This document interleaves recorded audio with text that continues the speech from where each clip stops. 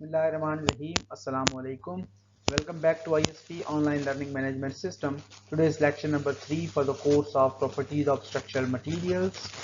This course is generally for MSc Civil Engineering. I myself, Engineer Dr. Muhammad Aslam, Assistant Professor, Department of Civil Engineering, Institute of Southern Punjab, Multan. Today's lecture number 3 and week number 3.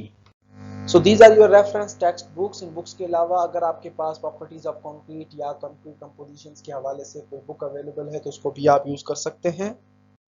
So in our today's class we are going to discuss about the special types of concretes के how many types of concretes are available there in the construction industry। हम कितने types use करते हैं। Generally 3 types follow होते हैं industry के अंदर।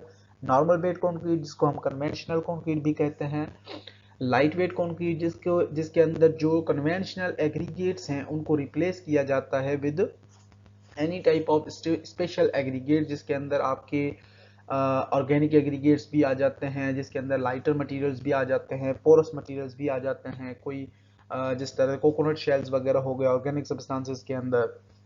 इसी तरह से हमारे पास नेचुरल मटेरियल्स भी अवेलेबल हैं। पाकिस्तान के अंदर तो नहीं है लेकिन दुनिया में अवेलेबल हैं। लीका हो गया, पुमाइस, वोल्केनिक सिंडर्स हो गए, पुमाइस हो गया।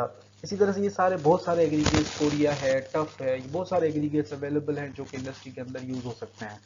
Heavy weight concrete basically prefer की जाती है जब आपके पास स्पेशल टाइप ऑफ स्ट्रक्चर्स हों, जैसे कि रेडिएशन आ जाती हैं न्यूक्लियर प्लांट्स वगैरह के अंदर, या कोई हैवी फाउंडेशन चाहिए ह्यूज मशीनरी वगैरह के लिए, तो वहाँ पे भी हैवी वेट कंक्रीट को प्रीफर किया जाता है।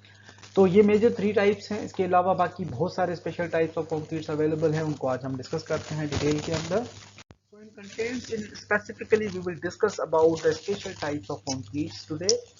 स्पेशल टाइप्स के अंदर हमारे बहुत सारे सिमिलर टाइप्स अवेलेबल हैं कंक्रीट्स के। जो कॉमन 3 टाइप्स हैं जैसे मैंने बताया, नॉर्मल वेट कंक्रीट है, लाइट वेट कंक्रीट है, लाइट वेट एग्रीगेट कंक्रीट है और हैवी वेट कंक्रीट है। ये तो 3 कॉमन हैं जो कि नॉर्मली हम इंडस्ट्री के अंदर यूज करते हैं। इनकी स्पेसिफिकेशन, क्लासिफिकेशन क्या होती हैं, किस तरह से बनाई जाती हैं, डिजाइन प्रोसीजर्स कैसे फॉलो होते हैं, तो ये तमाम चीज़ें हमारे पास अलग अलग चीज़ें आ रही होती हैं। स्पेसिफिकली आज जो है वो हम स्पेशल टाइप्स ऑफ कंक्रीट को डिस्कस करते हैं। So first question is what is concrete? A common material and highly usable material in the world, जो कि इंडस्ट्री के अंदर कंस्ट्रक्शन के लिए हम सबसे ज़्यादा दुनिया के अंदर जो यूज़ होने वाला मटेरियल है वो concrete. So concrete is the most vital material in the modern constructions, and in addition to normal weight concrete, other varieties are high strength and high performance concrete, self-compacting concrete, lightweight concrete, high density concrete जिसको हम heavy weight concrete भी कहते हैं, fiber reinforced concrete, polymers concrete, colored concrete, etc. The making of concrete is an art as well as science। कि concrete को बनाने का तरीका एक आर्ट भी है और एक साइंस भी है। उसके अंदर जो है वो डिफरेंट केमिकल और डिफरेंट जो है वो सब्सटेंसेस आपस में रिएक्ट कर रहे होते हैं, जिसकी वजह से एक मैकेनिज्म डेवलप होता है जिसको हम हाइड्रेशन प्रोसेस कहते हैं। तो हाइड्रेशन की वजह से या during hydration process strength concrete किस तरह से गेन करता है, रिएक्शन मैकेनिज्म किस तरह से डेवलप होती हैं, तो ये तमाम एक साइंस इन्वॉल्व है इस चीज़ के अंदर। इस वजह से हम कंक्रीट को एज एन आर्ट भी कंसीडर करते हैं and as well as science भी कंसीडर करते हैं। तो ये जनरल ओवरव्यू है कंक्रीट। आप सब लोगों एज ए इंजीनियर आप सब लोगों को कंक्रीट की मेजर कंपोजिशन का पता है, कंक्रीट की जो स्पेसिफिकेशंस हैं, कौन से मटेरियल्स यूज होते हैं, तमाम चीज़ें आप ऑलरेडी आपकी नॉलेज में हैं। हम डिटेल में आज जो है वो स्पेसिफिकली कंक्रीट के डिफरेंट टाइप्स को डिस्कस करेंगे। So when we talk about the special concretes are those without of the ordinary properties or those produced by unusual techniques। कि जो ऑर्डिनरी मटेरियल्स हैं उनसे हट के जब स्पेसिफिकली स्पेशल पर्पस के लिए आपको कोई कंक्रीट चाहिए तो उसको हम special type of concrete consider करेंगे। Concrete is by definition a composite material consisting essentially of a binding medium, and the stone particles, and it can take many forms। Concrete has a variety of moldability। Concrete को shape, कोई भी shape आप दे सकते हैं। It can be molded into any type of shape, और उसको आप अपनी required properties और materials के हिसाब से बना सकते हैं with proper stones और aggregates and with any type of binding material। तो हम ये बनाते हैं। These concretes do have advantages as well as disadvantages। जब हम स्पेशल कंक्रीट की बात करते हैं तो उसके अंदर variety of merits and demerits की बात आती है, एडवांटेजेस एंड डिसएडवांटेजेस की बात आती है, ताकि सम केसेस के अंदर we are only focusing on the advantages, हम छोटी सी डिसएडवांटेजेस को इग्नोर कर जाते हैं या कर देते हैं क्योंकि हमें उसका पर्पस जो है वो नहीं चाहिए होता जो कन्वेंशनल कंक्रीट के लिए या स्ट्रेंथ का पर्पस होता है। समटाइम्स हमें ऐसा कंक्रीट चाहिए होता है जो सिर्फ हमें अपीयरेंस दे, एक लुक प्रोवाइड करे जिसके अंदर हमारा स्ट्रेंथ का कोई भी इंटेंशन नहीं होता, तो उस तरह से हम फिर स्ट्रेंथ के पैरामीटर्स को इग्नोर भी कर सकते हैं। तो कंक्रीट के स्पेशल टाइप्स आप स्पेशल पर्पस के लिए बनाते हो, that types of concrete are known as special types of concretes. So in special types of concrete we have several types, हम उसमें से चंद जो है वो आज हम डिस्कस करेंगे।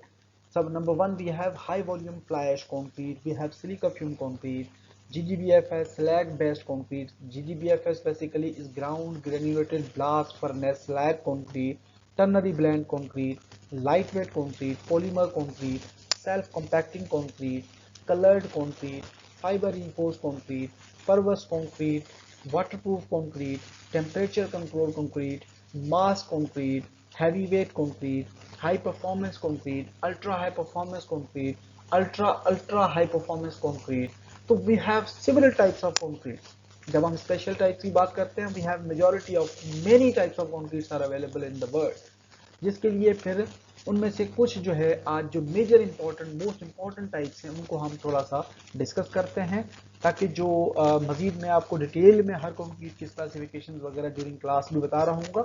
यहाँ पे हमारे पास समरी जो है वो आप लोगों के लिए अवेलेबल है। So first type we have high volume concrete, high volume fly ash concrete, यानी कि ऐसा concrete जिसके अंदर highly substitution level या highly cement को हम replace कर देते हैं with fly ash, highly replacement यानी कि more than 35%। अगर हम more than 35% replacement consider करते हैं तो it will be considered as a high volume replacement. So it is used to replace a portion of Portland cement mix in the mixture, कि जब आप मिक्स बनाते हैं उसके अंदर पोर्टलैंड सीमेंट को रिप्लेस किया जाता है फ्लाई ऐश के साथ। According to IS standards the replacement of OPC with fly ash up to 35% as binding material is allowed, आपको 35% तक अलो है। High volume fly ash concrete is a concrete where excess of 35% of fly ash is used as a replacement, कि अगर आप 35% या 35 से ज्यादा percent replace करते हैं सीमेंट को with fly ash, it will be considered as a high volume fly ash concrete. So fly ash का यूजेज क्या है या उसकी यूज की वजह से कंक्रीट के अंदर क्या इफेक्ट्स पैदा होते हैं। Evidence of fly ash is available in the world, कि बल्क क्वांटिटी में फ्लाई ऐश दुनिया के अंदर अवेलेबल है, जिसको एक प्रॉपर यूटिलाइजेशन आप कर सकते हैं, एक वेस्टेज को कम किया जा सकता है। क्वालिटी ऑफ फ्लाई ऐश भी गुड, अच्छी क्वालिटी में अवेलेबल है। इकोनॉमिक फैक्टर भी आपका इन्वॉल्व हो जाता है, इन्वायरमेंटल फैक्टर्स भी इन्वॉल्व हो जाते हैं such as carbon dioxide emissions वगैरह, क्योंकि सीमेंट जो है कार्बन डाइऑक्साइड की इमिशंस को ज्यादा करता है मैन्युफैक्चरिंग के प्रोसेस के दौरान भी। और समहाउ कुछ रिसर्चर कहते हैं कि कंक्रीट की डेवलपमेंट के बाद भी सीमेंट जो है वो कार्बन डाइऑक्साइड को इमिट करता है। तो ये हमारे पास ओवरऑल जो हाई वॉल्यूम फ्लाई ऐश है उसके अंदर हम more than 35% fly ash replace या ऐड कर देते हैं in the place of cement, that concrete will be considered as a high volume cement replacement या high volume fly ash concrete. So here we have a strength relation between controlled concrete and fly ash concrete. High volume fly ash concrete किस तरह से काम करता है, यहाँ पे आप देख सकते हैं कि जब हम क्यूबिकल कंप्रेसिव स्ट्रेंथ को कंपेयर करते हैं तो अर्ली डेज के अंदर फ्लाई ऐश कंक्रीट जो है वो लोअर स्ट्रेंथ दिखाता है compare to normal weight concrete, लेकिन लेटर एजेस के अंदर इवन 90 डेज या मोर देन 90 डेज के अंदर फ्लाई ऐश जो है वो हायर परफॉर्मेंस या हायर स्ट्रेंथ शो कराता है as compare to the control concrete. Control concrete कहने का मकसद नॉर्मल वेट कंक्रीट से। तो नॉर्मल वेट कंपैरिजन में compare to normal weight concrete high volume fly ash concrete जो है वो बेहतर परफॉर्मेंस शो कराता है in longer run, in longer days के अंदर, not in the smaller duration up to 28 days. 28 days तक वो स्ट्रेंथ बहुत कम शो कराता है, ऑलमोस्ट क्लोजर टू कंक्रीट करवा सकता है कन्वेंशनल कंक्रीट के, लेकिन लेटर एजेस के अंदर उसकी स्ट्रेंथ जो है वो इंप्रूव हो जाती है, बेहतर परफॉर्म करता है। इसी तरह से अगर हम परमिएबिलिटी की बात करें तो 100% सीमेंट कंक्रीट जो है नॉर्मल वेट कंक्रीट उसके अंदर परमिएबिलिटी जो है अराउंड 10 मीटर स्क्वायर पर मीटर स्क्वायर के हिसाब से परमिएबिलिटी रेट जो है वो डेवलप होता है जैसे ही आप सीमेंटियस कंटेंट को इंक्रीज करते जाते हैं, वो कंटेंट आपका जो परमिएबिलिटी की लेवल जो है वो स्लोली रिड्यूस होती जाती है। लेकिन अगर आप 70% सीमेंट और 30% फ्लाई ऐश यूज करते हैं तो सिग्निफिकेंटली आपकी परमिएबिलिटी कंक्रीट के अंदर बहुत कम हो जाती है, जिसकी वजह से आप कह सकते हैं कि लेस देन 2 आपकी परमिएबिलिटी रहती है कंक्रीट के अंदर through out. Even at the cement जो सीमेंटियस मटेरियल का कंटेंट अगर 120 किलोग्राम पर मीटर क्यूब की कंक्रीट के अंदर है या 200 किलोग्राम पर है, लेकिन ओवरऑल परमिएबिलिटी जो है वो अराउंड 50 to 60% कम हो जाती है compare to the conventional concrete. तो ये कॉमन प्रॉपर्टीज थी मेजॉरिटी के अंदर फ्लाई ऐश के अंदर, जो हमारे पास एक स्ट्रेंथ पैरामीटर था और परमिएबिलिटी पैरामीटर था। ये दोनों बहुत ही सिग्निफिकेंट रोल प्ले करते हैं इंडस्ट्री के अंदर। Second important type we have a silica fume concrete.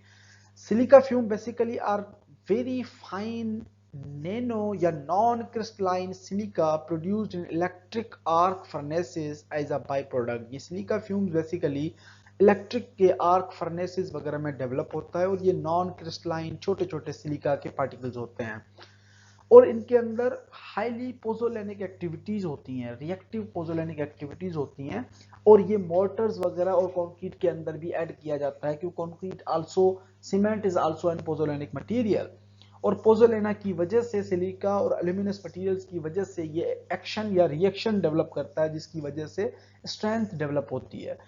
तो सिलिका फ्यूम बेसिकली दो मेजर रोल प्ले करता है कंक्रीट के अंदर, एक फिजिकल इफेक्ट, दूसरा chemical effect. So the transition zone is a thin layer between bulk hardened cement paste and the aggregate particles in concrete. This zone is the weakest component in concrete and it is also play a most important role of a permeability या permeable area. So silica fume plays a significant role in the transition zone through both its physical and chemical effects. Transition zone basically एक छोटी सी परत है, छोटी सी layer है particle जो आपके cement particles हैं और एग्रीगेट पार्टिकल्स के दरमियान, उसको हम ट्रांजिशन जोन कंसीडर करते हैं। तो जो आपके सिलिका फ्यूम पार्टिकल्स हैं बेसिकली उस ट्रांजिशन जोन को स्ट्रॉन्गर बनाते हैं, जिसकी वजह से परमिएबिलिटी पे सिग्निफिकेंटली इफेक्ट पड़ता है और परमिएबल कंक्रीट या परमिएबिलिटी सिग्निफिकेंटली रिड्यूस हो जाती है। और सिलिका फ्यूम जो है एज अ फिजिकली भी रिएक्ट करता है, एज अ केमिकली भी रिएक्ट करता है with cement and aggregate particles. So in physical effect, the presence of any type of very small particles will improve concrete properties. This effect is termed as a particle packing or microfilling. Physical mechanisms do play a significant role, particularly at the early stages. कि physical effect तो generally हम consider करते हैं कि जैसे ही बारीक particles आप add करते हो, पार्टिकल्स पैकिंग स्ट्रॉन्गर हो जाती है, सीमेंट के दरमियान जो स्पेसेस होती हैं वो आपके ये नॉन क्रिस्टलाइन सिलिका पार्टिकल्स उन गैप्स को फिल कर देते हैं, जिससे प्रॉपरली पैक्ड या प्रॉपरली फिल्ड और कंपैक्टेड कंक्रीट डेवलप होता है और जिसकी वजह से ओवरऑल जो आपकी परफॉर्मेंस है अर्ली स्टेजेस के अंदर कंक्रीट की वो सिग्निफिकेंटली इंप्रूव हो जाती है। तो इवन अगर हम सीमेंट के पार्टिकल्स और अल्ट्रा फाइन पार्टिकल्स को कंपेयर करें सिलिका को, तो ये आपके जो लार्जर पार्टिकल्स नजर आ रहे हैं ये सीमेंट के पार्टिकल्स हैं और ये आपके स्मॉलर जो पार्टिकल्स नजर आ रहे हैं ये non crystalline silica fume particles हैं। यानी सीमेंट के पार्टिकल्स के दरमियान जो स्पेस है वो भी प्रॉपरली कवर हो जाता है या फिल हो जाता है विद सिलिका फ्यूम्स या सिलिका फ्यूम्स की वजह से जो प्रॉपरली पैक्ड कंक्रीट डेवलप होता है। उसके बाद केमिकल इफेक्ट के अंदर सिलिका फ्यूम एक हाईली पोजोलेनिक मटेरियल है और वो स्ट्रांगली रिएक्ट करता है एज अ पोजोलेनिक मटेरियल और स्ट्रॉन्गर बॉन्ड डेवलप कराता है कंक्रीट के अंदर। पोजोलेनिक मीन सिलिशियस और एल्यूमिनियस मटेरियल्स जो कि इटसेल्फ एक बाइंडिंग एबिलिटी रखते हैं, जिसके अंदर एक रिएक्टिव एबिलिटीज होती हैं और ये finally divided form and the presence of moisture chemically react with the calcium hydroxide at ordinary temperatures to form compounds processing cementitious properties. तो जब कैल्शियम हाइड्रोक्साइड के साथ ये डेवलप करता है कैल्शियम हाइड्रोक्साइड यानी CH कंपोनेंट्स, एक होता है CSH कंपोनेंट्स, एक होता है CH कंपोनेंट, तो ये बेसिकली रिएक्ट करता है सीमेंट के पार्टिकल्स के साथ और ये CH कंपोनेंट्स बनाता है in the presence of moisture. Moisture की प्रेजेंस के अंदर ये आपके CH कंपोनेंट्स डेवलप करता है और CH कंपोनेंट जितने हाईली डेवलप करता है उसी हिसाब से आपकी ओवरऑल सिलिका की जो परसेंटेजेस हैं या जो आपका कंटेंट है सिलिका का, वो स्ट्रेंथ को और पोजोलैंडिक एक्टिविटीज को एक्टिवली जो है इंप्रूव कर रहा होता है। ये आपको ग्राफ नजर आ रहा है। अगर आपका सिलिका कंटेंट है, सिलिका फ्यूम कंक्रीट आपका 0% है, तो सिलिका कैल्शियम हाइड्रोक्साइड किस तरह से जनरेट होते हैं, और जैसे इंक्रीज करते जाते हो तो कैल्शियम हाइड्रोक्साइड के जो पार्टिकल्स हैं वो सिग्निफिकेंटली आहिस्ता आहिस्ता रिड्यूस होते जाते हैं, लेकिन ये प्रोडक्ट्स के अंदर अपने जो कैल्शियम हाइड्रोक्साइड्स के जो कंपोनेंट्स हैं उनको डेवलप करता है। Then we have a GGBFS. GGBFS basically is ground granulated blast furnace slag या slag based concrete। ये slag basically जो है डिफरेंट इंडस्ट्रीज से जनरेट होता है, by product of the iron manufacturing industry. ये आयरन मैन्युफैक्चरिंग इंडस्ट्री से एक प्रोडक्ट डेवलप होती है जिसको हम पोर्टलैंड सीमेंट के रिप्लेसमेंट के तौर पे भी यूज कर सकते हैं, और ये फ्लाई ऐश की तरह है। जिस तरह से फ्लाई ऐश आपका कम से जितना आप ऐड करते जाओ कार्बन डाइऑक्साइड इमिशंस बहुत कम करता है, इसी तरह से जीजीबीएफएस का भी रोल जो है कार्बन डाइऑक्साइड की इमिशंस को बहुत कम करता है। और ये ड्राई एक पाउडर होता है जिसको जो है वो व्हाइटिश कलर के अंदर फ्रेश प्रॉपर्टीज के तहत अगर आप ऐड करो कंक्रीट के अंदर तो ये मॉडरेट ग्रीन और ब्लूइश ग्रीन एरियाज सरफेस इसका जो है वो अपीयर कराता है, mainly due to the presence of small amount of sulphide contents. उसके बाद जीजीबीएफएस जो है नॉर्मली सेटिंग टाइम्स के अंदर जो है पोर्टलैंड सीमेंट में ज्यादा टाइम लेता है, probably due to smooth and glassy particles forms of GGBFS if temperature is 23 degrees Celsius or replacement level of Portland cement is less than 30%, the setting times will not significantly affected। अगर आपका overall temperature concrete के surrounding areas में 23 degree Celsius temperature है या उससे कम है और 30% से कम रिप्लेसमेंट है तो सेटिंग टाइम के ऊपर इतना हाईली जो है वो इफेक्ट नहीं होता। अगर आप 40% तक रिप्लेसमेंट करा देते हो तो ब्लीडिंग का जो इफेक्ट है वो जनरली अफेक्ट नहीं होता, अनअफेक्टेड होता है। At higher temperature level bleeding rates में बी हायर। अगर रिप्लेसमेंट लेवल आप बढ़ा देते हो तो उस केस के अंदर आपका ब्लीडिंग का जो रेशो है या रेट है वो आपका सिग्निफिकेंटली इंक्रीज भी हो सकता है। फ्लाई ऐश की तरह जीजीबीएफएस भी लोअर स्ट्रेंथ गेनिंग या लेस स्ट्रेंथ गेनिंग मटेरियल है इन अर्ली स्टेजेस के अंदर, और ये लेटर स्टेजेस के अंदर स्ट्रेंथ को मजीद इंप्रूव कराता है। सीमेंट से स्लोअर रिएक्टर है बेसिकली। उसके बाद जो इसका सरफेस एरिया है, फाइनली ग्राउंड जो सरफेस पार्टिकल्स का एरिया है वो कंपेयर टू सीमेंट इसका ज्यादा होता है। 4000 सेंटीमीटर स्क्वायर से लेके 6000 सेंटीमीटर स्क्वायर पर ग्राम के हिसाब से जो है वो ये रिएक्टिव मटेरियल है। It was also reported that the early strengths up to 28 days of concrete mixes with up to 60% GGBFS replacement level were lower than the Portland cement mixes by 56 days। 56 days के ऊपर अगर हम बात करें या beyond 1 year बात करें तो GGBFS मिक्सेस की जो स्ट्रेंथ थी वो ज्यादा है बनिस्बत नॉर्मल वेट कंक्रीट के। ये लॉन्ग स्ट्रेंथ डेवलपर मटेरियल है basically. Due to its longer setting time, it can be transported to distant places, but care should be taken while casting because there are chances that the bleeding may take place। अब यहाँ पे जो हमारा ये एक retarder है basically, ये late strength developer है। सेटिंग टाइम जो है वो उसको इंक्रीज कर देता है जिसकी वजह से कंक्रीट जो है वो स्लोली सेटल हो रहा होता है। तो यहाँ पे हम डिस्टेंस जो हाईली दूर वाले एरियाज है वहां पे हम इसको यूज कर सकते हैं, लेकिन अगेन ब्लीडिंग के चांसेस होते हैं सम केसेस के अंदर। अगर आपका ट्रक भी कहीं खराब हो जाता है, अगर एक जगह पे कंक्रीट को आप सेटल कर देते हैं तो उस केस में ब्लीडिंग के चांसेस भी होते हैं। ये पिक्चर आपको नजर आ रही है व्हाइटिश ग्रेश कलर के अंदर ये मटेरियल प्रेजेंट होता है जीजीबीएफएस, और यहाँ पे आप एक पाउडर फॉर्म के अंदर जीजीबीएफएस को देख भी सकते हैं। उसके बाद हमारे पास है ternary blend concrete. Ternary blend concrete यानी कि आप जब डिफरेंट सीमेंटियस मटेरियल 2 और 3 डिफरेंट सीमेंटियस मटेरियल्स का कॉम्बिनेशन बनाएं, यानी कि पोर्टलैंड सीमेंट हो गया, स्लैब सीमेंट और थर्ड कोई सीमेंट मटेरियल आप ऐड कर दें उसके अंदर, तो that mixes will be considered as a ternary blend concrete। Third component of fly ash पर silica fume is also a common. इन तीनों का कॉम्बिनेशन कॉमनली बनाया जाता है। Other material in combination with Portland cement and slag cement such as rice skies भी आप use कर सकते हैं, not commonly available in the usage. क्या आप इंडस्ट्री के अंदर सिलिका फ्यूम, स्लैग सीमेंट और पोर्टलैंड सीमेंट का कॉम्बिनेशन तो बनाया गया है, लोगों ने यूज भी किया है, लेकिन स्लैग और पोर्टलैंड सीमेंट के साथ राइस ऐश को भी यूज किया जा सकता है। इसके ऊपर भी इन्वेस्टिगेशंस हो सकती हैं। So slag cement has been used in the ternary mixtures for the decades, और ये एज अ मिक्सचर के तौर पे स्लैग सीमेंट बहुत अरसे से यूज होता हुआ आ रहा है in the case of ternary blends. उसके बाद हमारे पास आगे टाइप कौन से हैं? जैसे हमें पता है ऑलरेडी कि कुछ मटेरियल्स की एडवांटेजेस होती हैं, कुछ की सम एडवांटेजेस के साथ कुछ ड्रॉबैक्स भी होती हैं। तो जब हम टर्नरी ब्लेंड में डिफरेंट केमिकल्स या डिफरेंट एडमिक्सचर्स या सीमेंटिंग मटेरियल्स को कंबाइन कर देते हैं तो एडवांटेजेस हमारे पास ओवरऑल बढ़ जाती हैं, बेनिफिट्स वगैरह।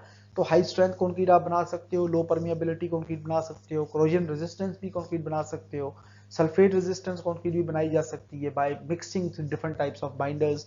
उसके बाद एलिमिनेशन ऑफ थर्मल क्रैकिंग वगैरह, यानी कि श्रिंकेज को रिड्यूस किया जा सकता है, टेम्परेचर थर्मल रेजिस्टेंस कंक्रीट की बढ़ाई जा सकती है। तो ये तमाम एडवांटेजेस हैं टर्नरी ब्लेंड कंक्रीट के। Ternary blend concrete can be used virtually in any concrete application, आप कहीं पे भी उसको यूज कर सकते हैं। जनरल कंस्ट्रक्शंस हो गई, रेजिडेंशियल्स हैं, कमर्शियल्स हैं, इंडस्ट्रियल प्लाजाज, बिल्डिंग्स वगैरह हैं, वहां पे आप इसको यूटिलाइज कर सकते हैं टर्नरी ब्लेंड कंक्रीट को। पेविंग्स वगैरह के लिए भी, हाई परफॉर्मेंस कंक्रीट के लिए भी, प्रीकास्ट कंक्रीट है, उसके बाद मैसनरी कंस्ट्रक्शंस हैं, मैसनरी यूनिट्स हैं, मास कंक्रीटिंग के अंदर भी यूज कर सकते हो, शूट कंक्रीट के अंदर भी यूज कर सकते हो। तो ternary blend has various usages, इसको आप कहीं पे भी इंडस्ट्री के अंदर अप्लाई कर सकते हैं।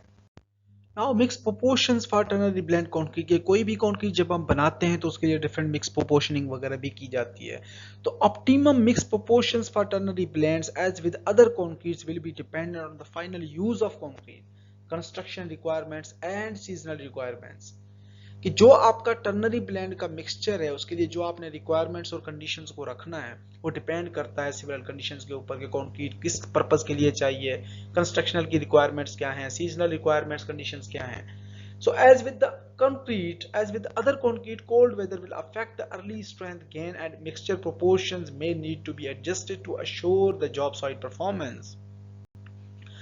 अगर आप टर्नरी ब्लेंड कंक्रीट यूज कर रहे हो तो आपका initial and final setting time affect है कंक्रीट का, क्योंकि डिफरेंट मिक्सचर्स हैं, उनकी स्ट्रेंथ गेनिंग की प्रॉपर्टीज हर मटेरियल की अपनी अपनी है। तो अगर कोल्ड रीजन्स हैं तो उन केसेस के अंदर हमें एक प्रॉपर अटेंशन के साथ मटेरियल्स को डिजाइन करना पड़ेगा।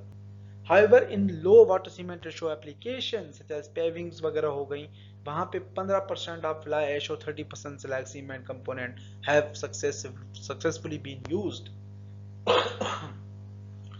जहाँ पे lower water cement ratio concrete को प्रीफर किया जाता है, रोड्स हो गए, पेवमेंट्स हो गई, रिजिड पेवमेंट्स वगैरह हो गए, वहां पे 30% आपका स्लैग का सीमेंट और 15% फ्लाई ऐश की कॉम्बिनेशन, यानी 45% ये होगा, 55% आपका सीमेंट, इनको cumulatively successfully as a ternary blend concrete के तौर पे यूज भी किया गया है दुनिया के अंदर। ये आपके पास 3 डिफरेंट टाइप्स के मटेरियल्स हैं, फ्लाई ऐश पाउडर है, ground grains blast furnace slag है और सिलिका फ्यूम पाउडर है। इन तीनों का combination as a ternary blend concrete के तौर पे भी यूज किया जा सकता है। ये ओवरऑल टर्नरी ब्लेंड कंक्रीट के मिक्सचर्स हैं, 0%, 30%, उसके बाद जो है वो 20, 15 अलग अलग कॉम्बिनेशन है। आप चेक कर सकते हैं कि 28 डेज और 90 डेज की स्ट्रेंथ के दरमियान क्या फर्क नजर आ रहा है। जैसे ही टर्नरी ब्लेंड्स कंक्रीट के अंदर substitution level, different combinations increase की जा रही हैं, उसी हिसाब से आपकी फ्लेक्सुरल परफॉर्मेंसेस वगैरह भी इंप्रूव हो रही है और स्प्लिटिंग टेंसाइल स्ट्रेंथ भी कंक्रीट का इंप्रूव हो रहा है। उसके बाद हमारे पास है लाइट वेट कंक्रीट, यानी कि वो कंक्रीट जो कि नॉर्मल वेट कंक्रीट से लाइटर है। इसकी डेंसिटी 1350 टू 1850 किलोग्राम पर मीटर की रेंज में होती है, पर मीटर क्यूब की रेंज में। इसके अंदर क्लेज, शेल्स और स्लैट्स एज एग्रीगेट्स भी यूज होते हैं। उसके बाद एक्सपेंडेड स्लैग्स हो गई, पैलेटाइज और एक्सट्रूडेड फ्लाई ऐश वगैरह भी यूज होती हैं। और ये normal weight concrete, structural light weight concrete is possibly can be produce. आप स्ट्रक्चरल एप्लीकेशंस के लिए जो कंक्रीट आपको चाहिए वो लाइट वेट कंक्रीट भी बना सकते हैं। Light weight concrete with good compressive strength is also possibly can be developed in the industry. उसके बाद स्लम्प वैल्यू भी हम एक रिक्वायर्ड रेंजेस के अंदर अप टू 50 टू 75 मिलीमीटर की रेंज में हम बना सकते हैं। अगर रिसर्चर कहते हैं कि अगर नॉर्मल वेट कंक्रीट की slump value light weight concrete की अगर 50 से 75 मिलीमीटर की रेंज में है, तो अगर वही slump value normal weight concrete के इक्विवेलेंट 125 मिलीमीटर तक जो है वो माना जाएगा। तो हमारे पास नॉर्मल लाइट वेट कंक्रीट के बहुत अच्छी एडवांटेजेस हैं। इसको हम इंडस्ट्री के अंदर प्रॉपर्ली यूटिलाइज भी कर सकते हैं, बना भी सकते हैं। इसके एडवांटेजेस बहुत ज़्यादा हैं, डिसएडवांटेजेस भी हैं समहाउ, लेकिन इसके एडवांटेजेस को अगर हम डिसएडवांटेजेस से कंपेयर करें तो ये एक बड़ी यूजफुल प्रोडक्ट बन सकती है, कमर्शलाइज भी की जा सकती है। It is also possible to make lightweight concrete by introducing air bubbles in the concrete, जिसको हम air entrained concrete भी consider करते हैं कि sometimes आपके जो ऐसे एरियाज है जहाँ पे टेम्परेचर बहुत कम होता है, जहाँ पे फ्रीजिंग एंड थाइंग के रिएक्शन डेवलप होते हैं, तो वहाँ पे हम एयर एंट्रेनमेंट को इंड्यूस कराते हैं कंक्रीट के अंदर, यानी एयर बबल्स वगैरह वाया एडमिक्सचर्स वगैरह हम ऐड कर देते हैं. So air contents are generally between 5 to 8% depending on the maximum size of coarse aggregate, cement paste content and the exposure conditions. Climatic conditions को देखा जाता है, टेम्परेचर मिनिमम अगर है तो कितना है, माइनस में अगर जा रहा है तो माइनस में कितना जा रहा है, एक्सपोजर कंडीशंस, कंक्रीट कितना एक्सपोज्ड है टुवर्ड्स द एनवायरनमेंट. तो ये चीजें हम मद्देनजर रखते हुए 5 to 8% एयर कंटेंट जो है वो इंट्रोड्यूस करवाते हैं. और एयर कंटेंट्स अगर हम इंट्रोड्यूस करवा देते हैं एयर एंट्रेनमेंट, तो उसकी वजह से वर्केबिलिटी भी इंप्रूव हो जाती है, ब्रीडिंग के चांसेस और सेग्रीगेशन के चांसेस भी कम हो जाते हैं, may compensate for minor grading deficiencies in the aggregate. Overall जो एग्रीगेट की ग्रेडिंग डिस्ट्रीब्यूशन है कंक्रीट के अंदर उसको भी somehow अफेक्ट कर सकता है. Lightweight concrete placing, finishing and curing almost similar type of concrete है जिस तरह से आपका कन्वेंशनल कंक्रीट है, लेकिन ये थोड़ा सा लाइटर होता है, इजियर होता है to handle and place than the normal weight concrete. और ये आपका स्लम्प वैल्यू आप 50 टू 100 मिलीमीटर इजीली अचीव कर सकते हैं. बेस्ट रिजल्ट्स जो है वो फिनिशिंग के अचीव कर सकते हैं अगर स्लम्प की वैल्यू 50 टू 100 मिलीमीटर है. If pumped concrete is being considered, the specified suppliers and contractors should all be consulted about the performing a field trial using the pump and mixture planned for the project. अगर आप light weight concrete use कर रहे हो for the pumping purposes, for आप कोई ऐसा plant बनाने जा रहे हो या कोई ऐसी मेगा स्टोरी बिल्डिंग है जहां पे आपको पंपिंग कंक्रीट चाहिए, तो उस केस में अगर आप लाइट वेट प्रीफर कर रहे हो तो हमें ट्रायल्स करने पड़ेंगे कि जो कंक्रीट हमने प्रिपेयर किया है आया वो सक्सेसफुली हम उसको ट्रांसफर करवा रहे हैं from one place to other place. Pumping pressure causes the aggregate to absorb more water, thus reducing the slump and increasing the density of the concrete. कि ओवरऑल जो पंपिंग प्रेशर है उसकी वजह से एग्रीगेट को पुशिंग फोर्स की वजह से मजबूर किया जाता है कि आप ज्यादा पानी पिएं. तो इस वजह से एग्रीगेट के अंदर हायर मॉइस्चर की वजह से ओवरऑल जो है वो वेट ऑफ द कंक्रीट भी बढ़ सकता है, डेंसिटी ऑफ कंक्रीट भी इंप्रूव हो सकती है, लेकिन हमें एक प्रॉपर केयर के साथ इसको डेवलप करना है, प्लेस करना है, फिनिशिंग करनी है और क्यूरिंग करनी है. उसके बाद पॉलीमर कंक्रीट है. पॉलीमर एक प्रोडक्ट है basically as a binder, additional binder, जिस तरह से आपकी इपॉक्सीज हैं तो इनको एज अ सीमेंट के रिप्लेसमेंट के तौर पे यूज किया जाता है as a binder. The type includes polymer impregnated concrete, polymer concrete and polymer portland cement concrete. ये डिफरेंट टाइप्स हैं, डिफरेंट पोर्टलैंड या पॉलीमर्स के टाइप्स अवेलेबल हैं जिनको ऐड किया जाता है इन द प्लेस ऑफ सीमेंट. और सीमेंट के अलावा यही बाइंडर यूज किया जाता है जिसको हम पॉलीमर कंक्रीट के तौर पे भी कंसीडर करते हैं. जिस तरह से लास्ट टाइम मैंने आपको एग्जांपल दी थी कि एक बंदे ने कंक्रीट बनाया था एशिया की कंपटीशन में, जिसने जो है वो teeth filler as a binding material use किया था, तो एग्रीगेट की वजह से उसका प्रोजेक्ट रिजेक्ट हो गया था, लेकिन एज अ बाइंडर के तौर पे पॉलीमर्स भी अवेलेबल है दुनिया के अंदर. पॉलीमर कंक्रीट के अंदर थर्मोसेटिंग रेजिन्स जो हैं वो यूज किए जाते हैं as a principal polymer component due to their higher thermal stability and resistance to a wide variety of chemicals. ये थर्मल रेजिस्टेंस और केमिकल्स को रेजिस्ट करने के लिए different type of thermosetting resins वगैरह पॉलीमर कंक्रीट में यूज किए जाते हैं. यानी जहां पे आपके केमिकल्स के अटैक ज्यादा हो वहां पे आप पॉलीमर कंक्रीट को सक्सेसफुली यूटिलाइज भी कर सकते हैं. Polymer concrete is also composed of aggregates that include silica, quartz, granite, limestone and other higher quality aggregates. के polymer concrete जहाँ पे अप्लाई किया जाता है वहाँ पे आपके हाईली केमिकल्स वगैरह अगर प्रोन एरियाज हैं तो उस केसेस के अंदर आपको अच्छी क्वालिटी के एग्रीगेट भी चाहिए. और polymer of course is expensive than binder. Cement जो नॉर्मली है उससे ज्यादा एक्सपेंसिव है, तो वहाँ पे आपको हाई क्वालिटी के एग्रीगेट्स चाहिए जिससे आप उसको रेजिस्ट करवा सकें. पॉलीमर कंक्रीट जो है वो एक हाईली रेजिस्टेंट मटेरियल है towards the corrosion and towards the permeability. इसकी परमिएबिलिटी बहुत कम होती है और ये हाईली रेजिस्टेंट मटेरियल है towards the any type of chemicals या any type of corrosive agents. तो इस केस की वजह से इसको ज्यादातर स्विमिंग पूल या वाटर रेजिस्टिंग एरियाज वहां पे इसको प्रीफर किया जाता है. सीवर स्ट्रक्चर्स के अंदर भी इसको प्रीफर किया जाता है. ड्रेनेज चैनल्स हैं, इलेक्ट्रोलाइटिक सेल्स हैं, बैटरीज हैं या बेस मेटल रिकवरीज हैं. उसके बाद other types of structures that containing any type of liquids liquids वगैरह जहाँ पे हैं जिनको आप रिटेन कराना चाहते हैं तो उसके इसके अंदर पॉलीमर कंक्रीट को प्रीफर किया जाता है, क्योंकि ये टाइप ऑफ कंक्रीट जो है वो एग्जैक्टली रेजिस्ट करता है टुवर्ड्स द केमिकल्स। तो ये हमारे पास एक डिफरेंट जो है वो इसके यूजेजेस हैं। It can also be used as a replacement for asphalt pavement for higher durability and higher strength भी अच्छी होती है, ड्यूरेबिलिटी मटेरियल की भी अच्छी होती है, और एस्फाल्ट पेवमेंट्स वगैरह के लिए आप इसको रिप्लेसमेंट मटेरियल के तौर पे यूज भी कर सकते हैं। We have several advantages and disadvantages. Advantages क्या है? Rapid curing at ambient temperatures. ये रैपिड क्यूरिंग जो है एक क्योर्ड मटेरियल है, एम्बिएंट टेम्परेचर के अंदर भी इसको रैपिडली हमने क्योर करना है। High tensile flexural and compressive strength है इसकी, गुड एडहेशन है टू मोस्ट सरफेसेस के साथ अच्छा बॉन्ड बनाता है। लॉन्ग टर्म ड्यूरेबिलिटी इसकी अच्छी होती है अगेंस्ट फ्रीज था एक्शंस। परमिएबिलिटी बहुत कम होती है, एग्रेसिव सॉल्यूशंस को ये एग्जैक्टली रेजिस्ट भी कर सकता है। केमिकल रेजिस्टेंस अच्छी है इसकी, लाइटर मटेरियल है, और वाइब्रेशंस वगैरह के अंदर ये प्रॉपर्ली वॉइड्स वगैरह को फिल भी कर लेता है। डाई इलेक्ट्रिक और इंसुलेटर मटेरियल है, ये कंडक्टर नहीं, ये इंसुलेटर मटेरियल है। उसके बाद इसके डिसएडवांटेजेस भी हैं कि हाईली जो है इसके प्रोडक्ट्स मैनिपुलेट हो जाते हैं with conventional tools such as drills and presses due to its strength and density. ये आपके डिफरेंट जो मटेरियल्स हैं उनके साथ ये प्रॉपर्ली चिपक जाता है। Small boxes are more costly when compared to its precast counterparts. However, precast concrete's induction of stacking or steel covers quickly bridge the gap. कि कोई भी अगर गैप्स हैं उनको आप प्रॉपर्ली जो है वो स्मॉल बॉक्सेस वगैरह से फिल कर सकते हैं, लेकिन छोटे छोटे क्यूब्स वगैरह बनाना वो एक्सपेंसिव पड़ जाता है, बल्क क्वांटिटी में बनाना जो है वो इसका चीपर पड़ जाता है। तो ये समहाउ कुछ डिसएडवांटेजेस और एडवांटेजेस हैं जो कि पॉलीमर कंक्रीट को हम इंडस्ट्री में यूटिलाइज करते हैं, तो हमें फोकस करना पड़ता है इन चीज़ों पे। So this is the application of different types of polymers, जो कि हम polymers के तौर पे या एज अ polymer mortar के तौर पे हम इसको यूज कर रहे हैं क्रैक फिलिंग्स वगैरह के लिए, और डिफरेंट एप्लीकेशंस वगैरह के लिए आप यूज कर सकते हैं। उसके बाद हमारे पास है सेल्फ कॉम्पैक्टिंग कंक्रीट, जिसको SCC कहा जाता है, यानी कि ऐसा कंक्रीट जो इटसेल्फ खुद ही कॉम्पैक्टेड हो जाए, जिसके अंदर कोई भी एक्सटर्नल फोर्स हमें ना लगे जिसको हम कॉम्पैक्ट करें। It's able to flow under its own weight. जैसे इसका कोई भी आप मोल्ड फिल करते हो, आप पानी का ग्लास से नीचे फेंकते हो तो पानी इटसेल्फ फ्लो करना शुरू कर देता है। Exactly self compacting concrete itself flow करना शुरू कर देता है, इसकी वर्केबिलिटी बहुत ज्यादा होती है।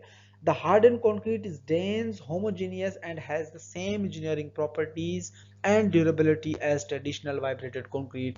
ये आपका self compacted concrete है, जहाँ पे भी आप fill करते हो properly तमाम gaps को fill कर देता है, और इसकी जो properties हैं, ड्यूरेबिलिटी है, ओवरऑल परफॉर्मेंस है, वो नॉर्मल वेट जो कॉम्पैक्टेड कंक्रीट है उसके भी बेहतर होती है, या सम केसेस में आप कह सकते हो उस जैसी तो होती ही हैं, सम केसेस में उससे अच्छी भी होती हैं। फ्रेश कंक्रीट की प्रॉपर्टीज के अंदर फिलिंग एबिलिटी बहुत अच्छी होती है, इसके अंदर पासिंग एबिलिटी, रिइंफोर्समेंट्स के दरमियान ब्लॉकेज आ जाता है, समटाइम्स एक्सेस रिइंफोर्समेंट्स हैं, बहुत ज्यादा रिइंफोर्समेंट है, उस केस के अंदर आप सेल्फ कॉम्पैक्टिंग कंक्रीट को प्रीफर कर सकते हैं। ये हाई रेजिस्टेंस है अगेंस्ट सेग्रीगेशन, ये सेग्रीगेशन इसके अंदर बहुत कम चांसेस होते हैं, क्योंकि तमाम पार्टिकल्स जो है वो विस्कस मटेरियल्स की वजह से विस्कोसिटी बहुत ज्यादा हाई होती है, और पार्टिकल्स एक दूसरे के साथ प्रॉपर्ली कनेक्टेड होते हैं, जिसकी वजह से सेग्रीगेशन के चांसेस बहुत कम होते हैं। उसके बाद कुछ टाइप्स हैं सेल्फ कंपैक्टिंग कंक्रीट के अंदर। Powder type self compacting concrete, जिसके अंदर पाउडर्स वगैरह यूज किए जाते हैं different ratios. Viscosity agent type, जिसके अंदर विस्कस मटेरियल्स ऐड किए जाते हैं। उसके बाद कॉम्बिनेशन है, जिसके अंदर पाउडर और विस्कस दोनों मटेरियल्स जो है वो एक साथ एज अ कॉम्पेटेबिलिटी के तौर पे यूज किए जाते हैं। ये आपको पिक्चर नजर आ रही है सेल्फ कंपैक्टिंग कंक्रीट की, जो कि वाया पंपिंग लगाई जा रही है, और ये एडिशनल वाइब्रेटर्स वगैरह की जरूरत नहीं होती। यहाँ पे ये कंक्रीट इटसेल्फ लाइक का वाटर होता है, प्रॉपर्ली तमाम कॉर्नर्स को फिल कर देता है। उसके बाद हमारे पास कलर्ड कंक्रीट है। कलर्ड कंक्रीट के अंदर हम डिफरेंट कलरिंग एजेंट्स मिलाए जाते हैं, या coloured concrete can be produced by using coloured aggregates और बाय एडिंग कलर्ड पिगमेंट्स। आप कलर्ड एग्रीगेट भी यूज कर सकते हैं और कलरिंग पिगमेंट्स या कलरिंग एजेंट्स भी यूज कर सकते हैं। If surfaces are to be washed with acid, a delay of approximately 2 weeks after casting is necessary. अगर आप सरफेसेस को वॉश कर रहे हैं एसिड्स वगैरह के हिसाब से, तो आपने कम से कम 2 हफ्ते जो है वो उसको टाइम देना है हार्ड होने के लिए।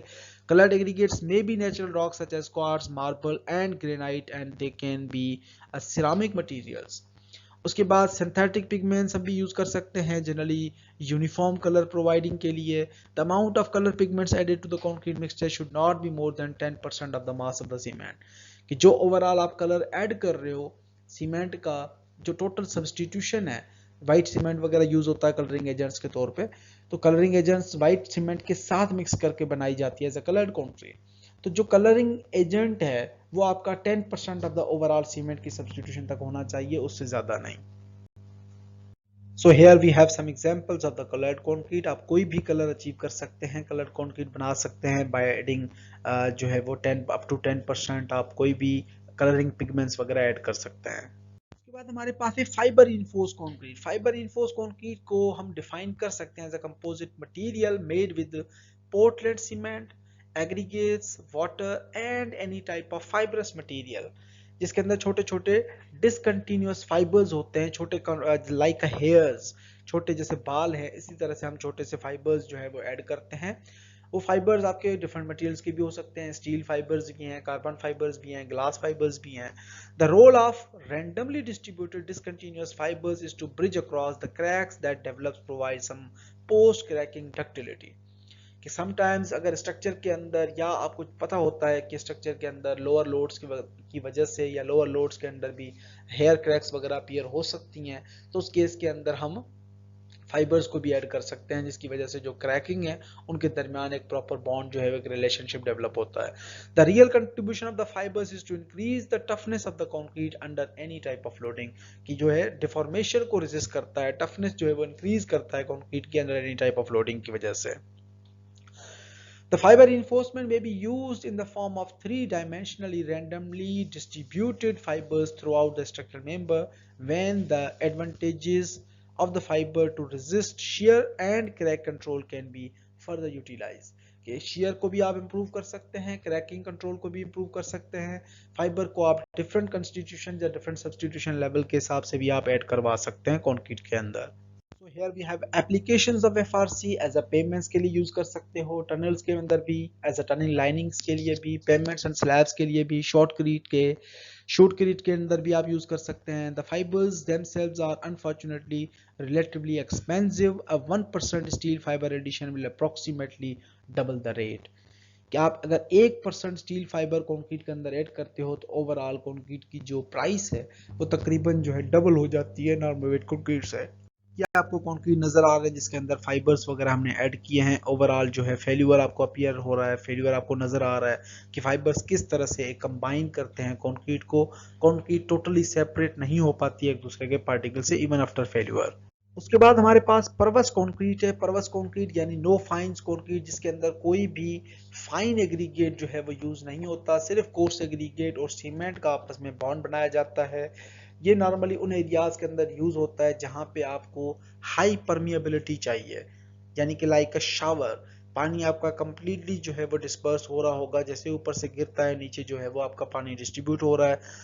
सम इंटरनेशनल कंट्रीज जो हैं वो इसको यूज करते हैं even under the roads also, और रोड के रिजिड पेमेंट्स भी बनाए जाते हैं ताकि समटाइम्स बारिशें वगैरह बहुत ज्यादा हो जाती हैं, उन केसेस के अंदर वो पानी जो है वो क्विकली वहां से रिमूव हो जाता है due to higher permeability. These are some of pictures of the permeable concrete, जिसको हम परवस कंक्रीट भी कहते हैं। अब जिस तरह से हमारे पास परवस कंक्रीट थी कि हम पानी के लिए स्पेस देते हैं कंक्रीट के अंदर से कि इजीली ट्रांसमिट हो जाए, इसी तरह से हमारे पास सेकंड कंक्रीट है वाटरप्रूफ कंक्रीट। वाटरप्रूफ कंक्रीट यानी कि पानी उसके अंदर से नहीं गुजर पाए, तो उसके अंदर आप फाइनर मटेरियल्स भी ऐड कर सकते हैं। जितना आपका फाइनर सब्स्टिट्यूएंट ज्यादा होगा उतना ही कंक्रीट जो है वो हाईली रेजिस्टेंट होता है टू द परमिएबिलिटी, या हाईली जो है वो पानी को अंदर से रेजिस्ट करता है उसके सरफेसेस वगैरह भी। So we have several benefits, no need for external membranes, reducing cost and labor. Sometimes आप अगर फाउंडेशंस वगैरह के अंदर बहुत नीचे डीप चले गए हो, वहां पे आपका जो एक्सटर्नल वाटर है, ग्राउंड वाटर, वो आपकी सरफेस लेवल से ऊपर है, तो उस केस के अंदर दीवारें जो है वो पानी को सीप करवा के घर के अंदर भी पानी आ सकता है। तो उस केस में हमारे पास जो मेम्ब्रेन्स वगैरह लगाई जाती हैं, एक्सपेंसिव मटेरियल्स अप्लाई किए जाते हैं, तो अगर आपका वाटरप्रूफ कंक्रीट आपने अप्लाई किया है तो उन मेम्ब्रेन्स वगैरह की जरूरत नहीं पड़ती। वाटर रेजिस्टेंट होता है, क्वालिटी ऑफ कंक्रीट अच्छी होती है, लेस ससेप्टेबल टू क्रैकिंग होता है, कम चांसेस होते हैं, नो मिनिमम ऑर्डर साइज, उसके बाद 100% रिसाइकलेबल है, एप्लीकेशन कहाँ कहाँ पे है, अंडरग्राउंड्स के अंदर, कार पार्किंग्स के अंदर, वाटर रिटर्निंग एरियाज के अंदर, स्विमिंग पूल्स हो गए, एक्वेरियम्स हो गए, एक्वेडक्ट हो गए, उसके बाद वाटर साइड बिल्डिंग्स वगैरह हो गई, वहाँ पे आप इसको यूज भी कर सकते हैं। These are water proof barriers जो कि असल में बनाए जाते हैं वाटर वेव कटर्स जो कि वाटर प्रूफ कंक्रीट से बनाए जाते हैं। उसके बाद हमारे पास है mass concrete. Mass concrete basically is a large volume concrete, यानी कि आपके जो वॉल्स हैं जो आप बना रहे हो, डैम के वॉल्स हो गए, वो ह्यूज वॉल्यूम ऑफ कंक्रीट जिसके अंदर यूज होता है, जिसके अंदर इंटरनल हीट ऑफ हाइड्रेशन इतना ज्यादा होता है कि उसकी वजह से एक ब्लास्ट होने के चांसेस होते हैं। तो इस वजह से the width and depth of cracks depends upon the temperature differential, physical properties of concrete and reinforcing materials. कि आपके जब वाइडर या मास कंक्रीटिंग होती है तो वहां पे इंटरनल टेम्परेचर की वजह से सरफेस के ऊपर भी या अंदर से क्रैक इमर्ज होती हैं, तो क्रैकिंग का जो विड्स है वो डिपेंड कर रही होती है ओवरऑल अंदर का टेम्परेचर कितना है, फिजिकल प्रॉपर्टीज कितनी है, और reinforcements के दरमियान या कंजेशन ऑफ reinforcement कितना है। This image basically is showing the mass concreting. आप यहाँ पे देख सकते हैं कि कितने जो है वो cranes at a time concreting जो है वो अप्लाई कर रहे हैं। ये पूरा बल्क जो ब्लॉक आपको नजर आ रहा है ये फिल करना है कॉन्क्रीटिंग से, तो this will be considered as a mass concreting. That's all for today, thank you very much.